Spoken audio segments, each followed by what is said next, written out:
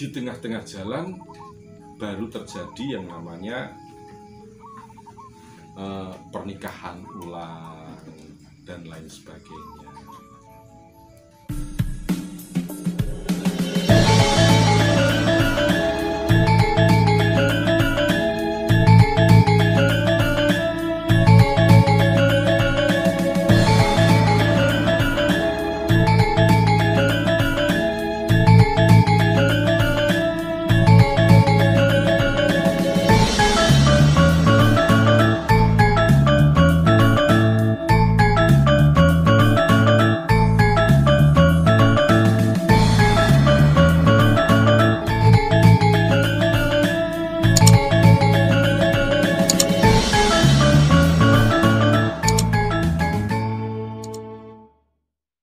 Assalamualaikum warahmatullahi wabarakatuh.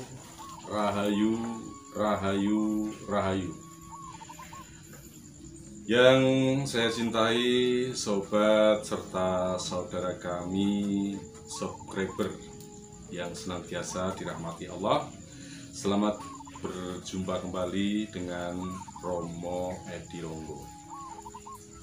Kali ini saya hanya mengikuti apa yang menjadi pertanyaan daripada saudara-saudara kami mengenai meningkat dan maraknya kasus perceraian yang dikambing hitamkan adalah perselingkuhan, serta yang paling dominan ekonomi. Saudaraku, sebenarnya untuk kasus perceraian sendiri, pemerintah sudah berupaya untuk menekan angka perceraian dengan cara membatasi umur minimal untuk calon para keluarga baru atau pengantin. Wanita 21, untuk pria 25. Namun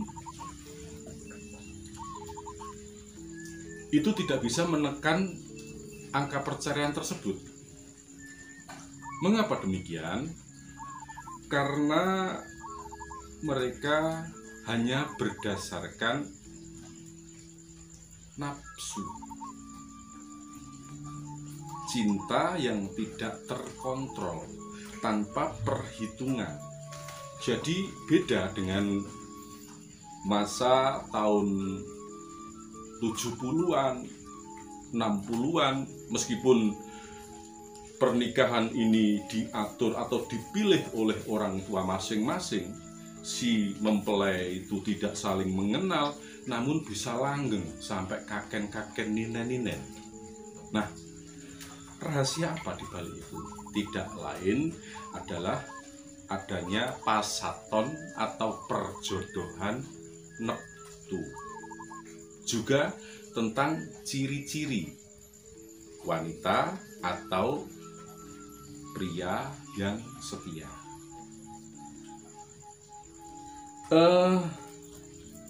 Menilik dari catatan Sistem Informasi Pelaporan Peserta Pengadilan Agama dari masing-masing wilayah Jawa Tengah dan Jawa Timur, diantaranya Ponorogo, Boyolali, Salatiga, Klaten, Sleman, Tulungagung. Luar biasa. Per bulan Mei, Ponorogo tercatat 14.329.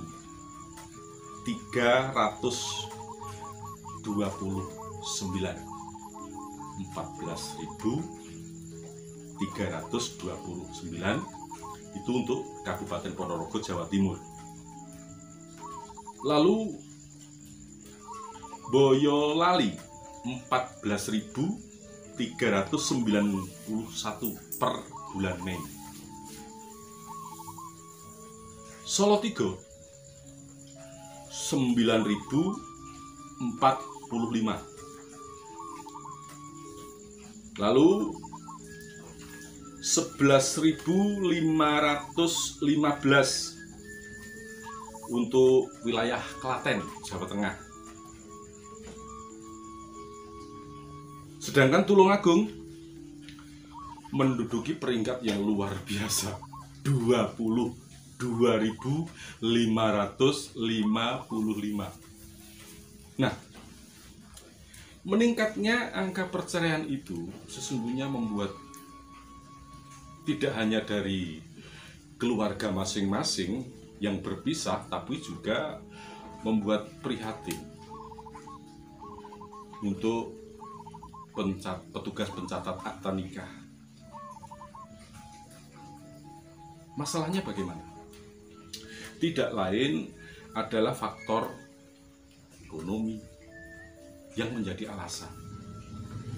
Di saat mana seseorang yang karena kebutuhan demi untuk segera mendapatkan penghasilan yang lebih,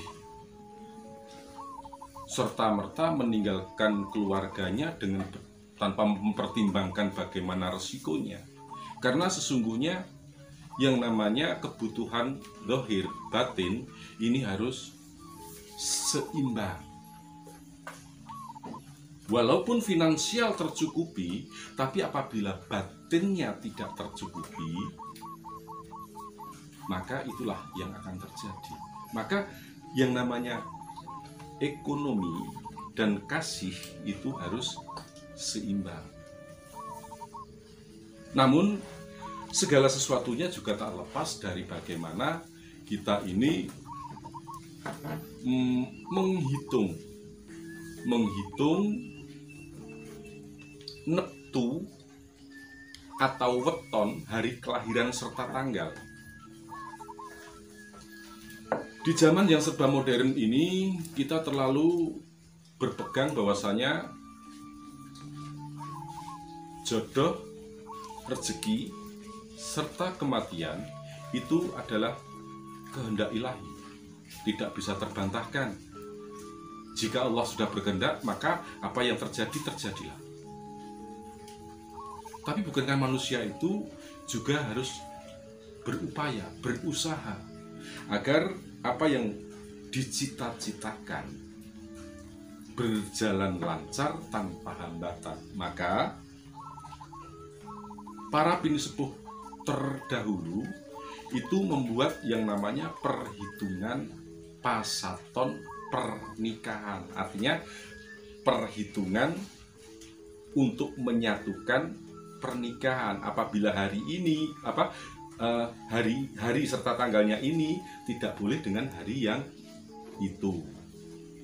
Hal ini termaktub dalam beberapa hitungan-hitungan kalender Jawa, bahwasanya untuk nepton sendiri, neptu pengantin laki-laki, neptu pengantin laki-laki dan perempuan harus dihitung. Ketemunya berapa, lantas dibagi antara 10 sampai 7. Manakala sudah dibagi 10, sisanya 7, ini ketemunya berapa? Dan apabila dibagi 10, maka dibagi 7, sisanya berapa? Hingga nanti akan bertemu sebagai perhitungan seperti ini, yang namanya perhitungan kalau sisa 1 waseso segoro. Nah, waseso segoro ini akan memuat berbagai masalah dengan penuh kesabaran serta keikhlasan, juga dilancarkan segala urusan, baik itu rezeki maupun pekerjaan. Lalu kemudian tunggak semi itu apabila sisa 2. Bila sisa 2, tunggak semi. Tunggak semi artinya mudah mendapatkan rezeki, akan mudah mendapatkan rezeki. Lalu apabila bersisa 3, ini Satrio Wibowo. Satrio Wibowo itu artinya mendapatkan kemuliaan serta keluhuran. Semisal yang awalnya hanya seorang kuli bangunan atau yang tadinya hanya pekerja outsourcing itu bisa terangkat menjadi pekerja tetap, yang tadinya kuli bangunan bisa menjadi mandor atau atasan dan lain sebagainya. Nah, itu apabila Satrio Wibowo. Lalu kalau 4, Sumur Sinobo. Sumur Sinobo ini akan menjadi sumber untuk mencari ilmu. Biasanya orang yang mempunyai watak Sumur Sinobo itu kebanyakan menjadi dwijo atau guru atau sesepuh di sekitarnya, orang yang disegani. Lantas bagaimana apabila lebih 5? Nah, ini Satrio Wirang. Kalau Satrio Wirang ini terjadi karena perbuatannya yang selalu mendapatkan masalah. Tidak jarang pekerjaan sudah mapan, lalu tergoda untuk korupsi dan lain sebagainya. Pada dasarnya manusia kan tidak ada yang ingin menjadi pencuri. Pada dasarnya tidak ada manusia yang ingin korupsi atau keluar dari pekerjaannya. Namun karena ulah daripada penggoda iman, penggoda iman, itu sudah dicatat dalam catatan sebagai Satrio Wirang. Lantas apabila mendapatkan hal semacam itu, apakah tidak ada tulaknya? Ada, tulaknya ada. Tulaknya adalah dengan mengubur tanah ke dalam tanah, mengubur tanah ke dalam tanah. Tentu saja itu hanya syarat, kembali kepada sifat dan keimanan manusia masing-masing. Adapun yang keenam, Bumi Kapetak, yang artinya akal budinya terlalu terbatas. Bumi Kapetak ini biasanya yang mempunyai candra atau perhitungan Bumi Kapetak ini orangnya tidak telatenan, lantas juga gampang tersinggung. Lantas bagaimana untuk mensiasati ini? Tidak ubahnya seperti pada urutan yang kelima tadi, Satrio Wirang. Caranya adalah dengan mengubur tanah ke dalam tanah. Mengubur tanah ke dalam tanah. Ya mungkin membuat suatu lubang lantas ditutup lagi dengan tanah yang lain, seperti itu. Itu hanya sebagai sarana saja, agar tidak tampak itu suatu ritual, maka sebaiknya tanah dibongkar lalu dimasuki lagi tanah untuk diberikan tanaman. Ini hanya sebagai syarat. Kembali lagi, segala sesuatu adalah milik Allah.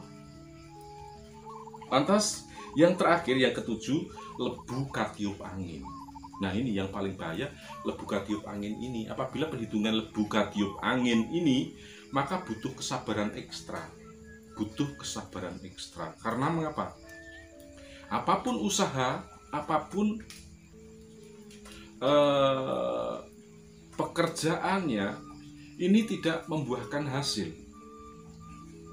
Jadi cukup untuk hari ini, besok cari lagi, bahkan terkadang juga sampai mencari kebutuhan yang lain. Hal ini apabila kuat dalam menahan cobaan, menahan berbagai rintangan, insya Allah di 10 tahun setelah pernikahan atau minimalnya 5 tahun setelah pernikahan ini akan mendapatkan anugerah yang luar biasa.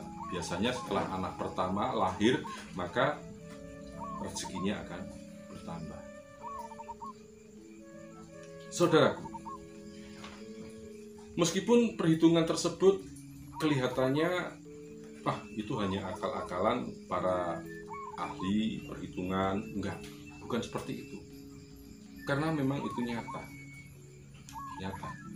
Jadi kembali lagi, tidak harus dipercaya, tidak harus diyakini, karena sesungguhnya perjalanan manusia hidup itu dari lahir sudah diatur oleh Allah. Namun sebagai manusia, sebagai makhluk yang dititahkan sebagai umat yang paling sempurna, apakah salah apabila manusia senantiasa berusaha dan berdoa? Nah, perhitungan-perhitungan untuk mencari jodoh itu haruslah kita teladani. Semisal jika pasangan Anda tidak menemukan pasangan yang cocok seperti yang saya sebutkan di atas tadi, ya namanya manusia berusaha. Perjodohan itu jika memang sudah saling mencintai, maka seyogianya tetap harus ada syarat sarana yang harus dilakukan. Lantas bagaimana untuk mencegah perceraian? Saling percaya. Begitu. Saling percaya. Apabila Anda mendapatkan satu pasangan, baik laki-laki maupun perempuan, ini kan ada proses. Ada proses perkenalan, proses pertemuan. Nah, di sini jangan hanya melihat bentuk wajah atau gelimangnya harta. Karena apa? Wajah yang cantik ataupun wajah yang tampan itu bukan jaminan. Harta yang berlimpah itu juga bukan jaminan. Tidak sedikit betapa yang tadinya berangkat dari nol, setelah mereka sepakat untuk mengikat tali akad, karena dengan yakin berjalan dengan pasangan yang akan berhasil, maka dikabulkan oleh Allah, dimudahkan segala usahanya.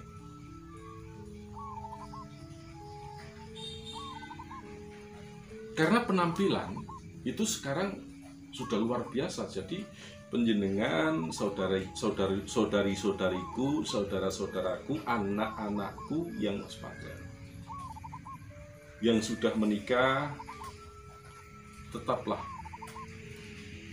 ingat pada saat awal bertemu, ingat pada saat awal berjumpa, bahwasanya susah senang akan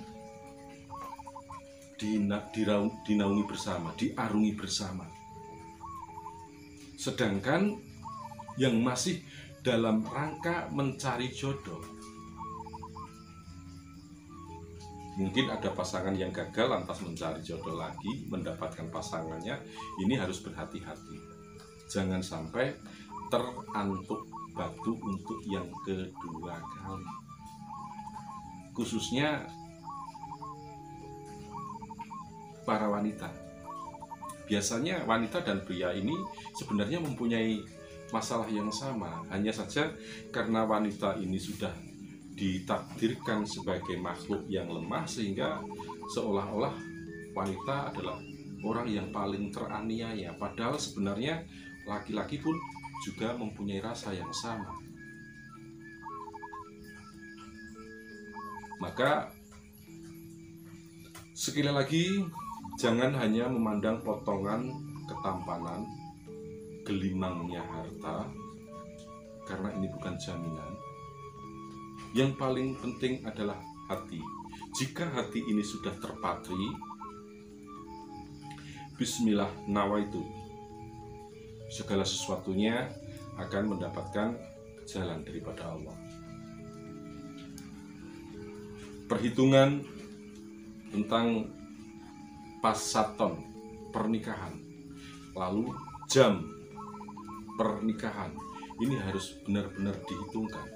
Apabila awalnya antara hari lahir perempuan dan hari lahir laki-laki ini sudah tidak bisa menyatu,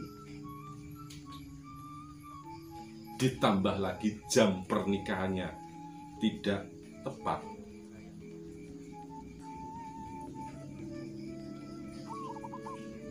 setelah di tengah jalan apa yang terjadi? Nah, hal ini tidak lain adalah karena ketidakcocokan tersebut. Maka apabila hal ini antara hari satu dengan yang lainnya tidak bisa menyatu, sebaiknya dihitung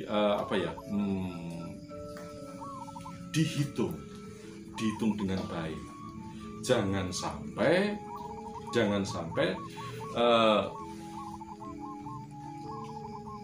di tengah-tengah jalan baru terjadi yang namanya pernikahan ulang dan lain sebagainya. Para bini sepuh terdahulu sudah memberikan tuntunan sebagai berikut. Gegarane wong akrami, dudu bondo dudu rupa, amung ati pawitane, luput pisan kena pisan, yen gampang luwih gampang, yen angel-angel langkung, tan kena tinambak arta. Gegarane wong akrami maksudnya sebagai pegangan orang yang akan menikah. Dudu bondo dudu rupa, bukan wajah, bukan pula harta. Hamung ati pawitane, hanya hati yang menjadi modal utamanya. Luput pisan kena pisan, yang artinya penyatuan kelahiran dan neptu ini jangan sampai luput, jangan sampai melenceng, harus bisa menyatu. Yen gampang luwih gampang, bila segala sesuatunya sudah mendapatkan mudah, maka tidak ada lagi jalan yang sulit. Yen angel-angel kalangkung, bila memang sulitlah untuk dipersatukan. Tan kena tinambak harta, dengan ditutup harta pun tidak bisa, ditebus harta pun tidak bisa. Oke, contohnya, karena sudah tidak bisa diperbaiki, karena ini sudah tidak baik ketemunya, tidak baik penyatuannya, entah yang laki-laki, entah yang perempuan berusaha untuk membenahi ekonomi dengan niat yang ulet, kerja yang keras, mendapatkan harta benda yang banyak, tapi akhirnya sampai di tengah-tengah bubrah. Kalau kita membaca berita, kadang-kadang lucu. Bapak di rumah, ibu yang bekerja atau sebaliknya. Nah, dengan hasil pekerjaannya itu dikumpulkan untuk membangun rumah, untuk membeli tanah, untuk membangun rumah, dan ada mobilnya beserta isinya. Tiba-tiba yang di rumah, entah bapak entah ibu, ini lupa dengan amanahnya, tidak bisa menjaga imannya, atau lebih tepatnya perselingkuhan. Yang bekerja di luaran begitu, yang di rumah tidak mau ketinggalan, hingga akhirnya apa yang terjadi? Ketika yang di sana bekerja mati-matian, ketika pulang ternyata ada pihak ketiga, rumahnya dihancurkan. Ada kan berita itu? Monggo disimak berita yang lain, pasti ada. Baik itu yang terjadi untuk kasus bapak yang di rumah maupun kasus ibu yang di rumah. Akibatnya apa? Pihak ketiga. Lantas sebenarnya siapa yang salah? Dalam hal rumah tangga tidak ada yang menginginkan perpecahan. Perpecahan terjadi adalah karena lemahnya iman, karena ketidak saling bisa menjaga amanah.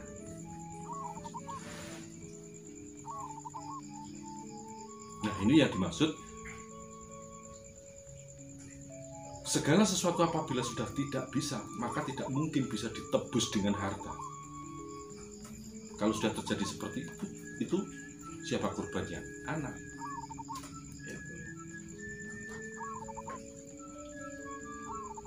Dan barangkali kalau dinalar secara logika, nggak mungkin. Di zaman sekarang mana ada pernikahan yang tidak menghitung harta, ketampanan, serta kemewahan. Kita hidup itu untuk menuju sukses. Lah kalau kita berumah tangga untuk sakit, untuk gunanya apa? Nah, ini logikanya seperti itu. Memang kita hidup yang tadinya bekerja sendirian, setidaknya ada gandengannya ada gandengannya atau ada pasangannya akan lebih sukses. Harapannya kan seperti itu. Makanya apabila sudah punya harta, katakan punya modal 1 juta, diharapkan nanti dari sini dapat 3 juta, 4 juta untuk modal usaha yang lain, gitu kan. Untuk hitungan materi kan seperti itu. Namun ini tidak bisa seperti itu. Karena sudah itu tadi, dudu bondo dudu rupa, bukan harta, bukan pula kecantikan wajah, ketampanan wajah. Apabila hati sudah tulus dan ikhlas menerima apa yang dijodohkan, apa yang dipertemukan oleh Allah antara laki-laki dan perempuan, maka akan menyatulah ikatan cinta dengan berbagai daya serta upaya. Insya Allah rezeki itu akan datang, mungkin dari pekerjaan, mungkin juga dari usaha-usaha yang lain. Dan ini semuanya tidak luput dari usaha serta doa. Berdoa tanpa usaha nihil. Usaha tanpa doa tidak berkah. Maka antara doa dan usaha ini harus saling seiring sejalan. Begitu pula antara cinta dan saling percaya ini harus diutamakan. Saya berpesan kepada panjenengan semuanya yang bekerja di luaran, tetaplah amanah. Niat panjenengan bekerja semata-mata demi keluarga yang di rumah. Begitu pula yang ditinggalkan di rumah, haruslah amanah. Jangan pernah menoleh kepada yang lain karena di rumah ada yang menunggu. Begitu pula yang di rumah, jangan salah melangkah karena yang di sana sedang berjuang untuk keluarga. Ini tak lepas dari laki-laki maupun perempuan, siapapun itu harus saling percaya. Para sobat subscriber yang saya cintai, ulasan untuk pasaton pernikahan, memilih jodoh, akan kami kupas lagi bagaimana memilih pasangan calon istri, calon suami yang amanah. Sebelum ini saya lanjutkan, tolong like, komen, dan subscribe. Ikuti terus perjalanan ungkapan.